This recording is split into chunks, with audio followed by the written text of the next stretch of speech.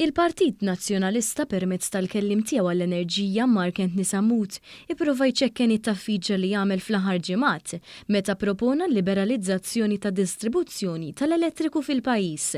Dan fl-istess ħin li xorta kompla jimbotta l-proposta.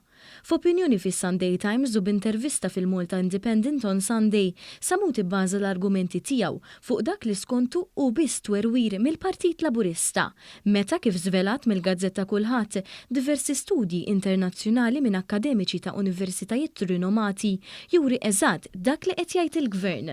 Rapporti tekniċi u professjonali wrew kif pajjiż Ewropej li jilliberalizzaw is-settur diġà il-kontijiet għall-familji u n-negozji olew biss.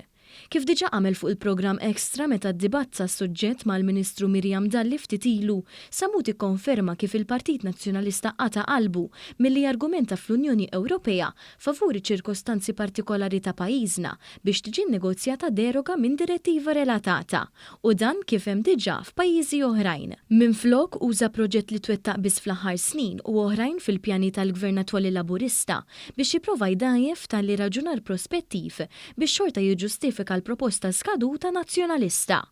Fl-artiklu tiegħu fit-Times, il-membru tal-establishment nazzjonalista qal li llum m'għadix skuża li ngħidu li bħala pajjiż aħna maqtuwajn mill-grid Ewropea, la darba għandna interconnector ma' Sqallija qed jiġi pjanat ieħor simili u tħabbar li ieħor mal-Afrika ta' fuq jinsab fil-pipeline.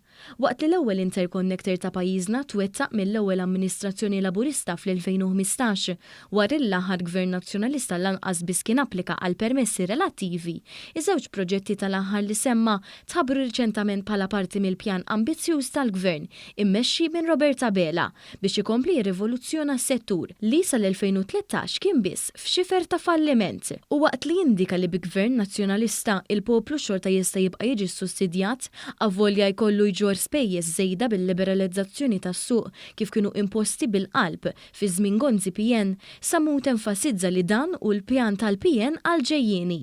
Skont studji kwotati fl-aħħar jiem mill-kulħadd fosthom mill-Konfederazzjoni ta' Trade Unions Ewropej, l-Università rinomata ta' Stanford fl-Istati Uniti tal-Amerika u l-Università wkoll rinomata ta' Cambridge fl-Ingilterra, dak li qed jipproponi l-PN ifisser biss piżijiet kbar għal familji u negozji lokali. Fejn seħħet tali liberalizzazzjoni tas-suq tal-elettriku, residenzi u industriji ma rawx kontijiet orħos, partikolarment minħabba li żdiedu l-ispejjeż fin-netwerk u t-taxxi relatati. Meta kienet qed tieħu sehem fil-programm ta' diskussjoni Extra fuq TVM, flimkien mal-istess Mark Anthony Samut, il-Ministru Miriam Dalli wkoll semmiet kif pajjiżi b'suq liberalizzat il-kontijiet tad-dawl jiġu bi spiża żejda tad-distribuzzjoni tal-elettriku. Ħanejdlek jien xi tfisser it-triq li intom tridu tmorru fiha. Jiena meta kont noqgħod Brussels għandhom din is-sistema.